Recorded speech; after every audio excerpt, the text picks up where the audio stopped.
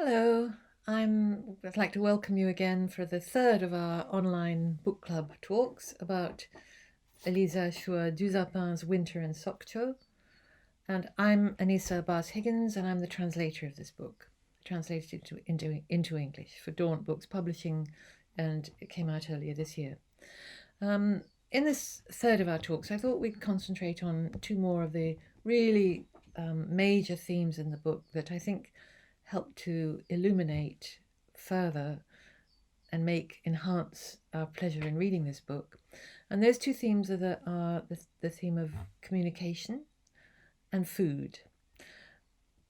And to start with, on the question of communication, the notion of which language people are speaking to each other is very important in the book, because obviously this book was written in French. It's set in Korea. Elisa herself speaks some Korean, and she was imagining the Korean characters speaking to each other in Korean. We can imagine our unnamed narrator thinking in Korean. But the core of the book is about her relationship with a Frenchman. And the Frenchman, from the moment he arrives, he speaks to her in English. And we know that she speaks enough English to be able to communicate, but she doesn't really feel comfortable in English. There are things that she can't understand. There are the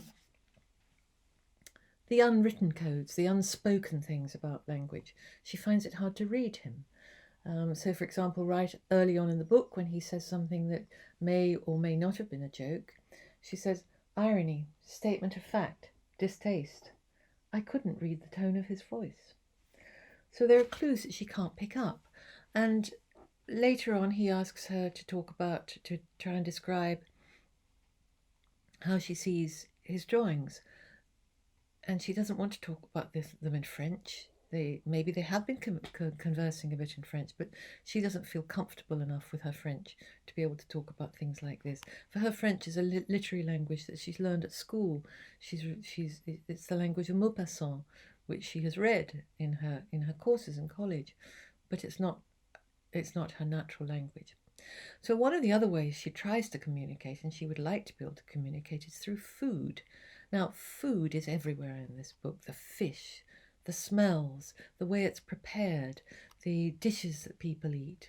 The narrator's mother, she works in a fish market. She's one of the very few people to have a license to prepare what is known in Japan as fugu, or we also know it as pufferfish or blowfish, the fish which is an absolute delicacy, but is potentially completely lethal. It's toxic.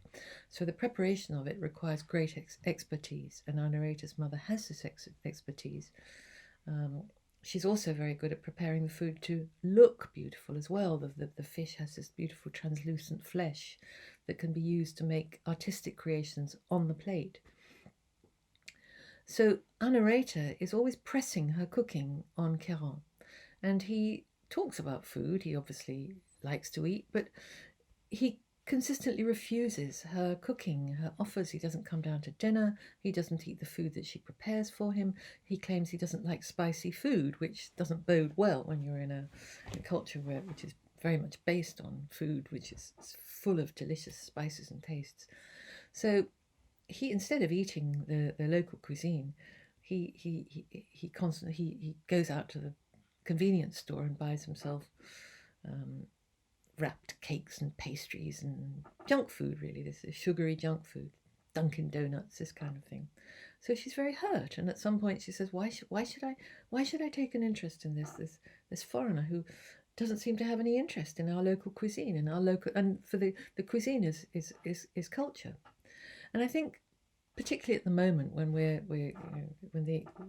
not able to go out and sit in a restaurant and share the pleasure of sitting around a table with friends and family over food, sharing our cooking and our ideas. Food is one of the means that we communicate across cultures and beyond language. So the failure of communication in this book between these two main characters centers not just around the language, but also around the food. It's also a linchpin of the narrator's relationship with her mother. Her mother is always pressing food on her, and food, of course, also for all of us has this double-edged sword. It's a source of nourishment and comfort, but it can also be something which causes us distress and unhappiness, and it can make us obese, it can make us unwell.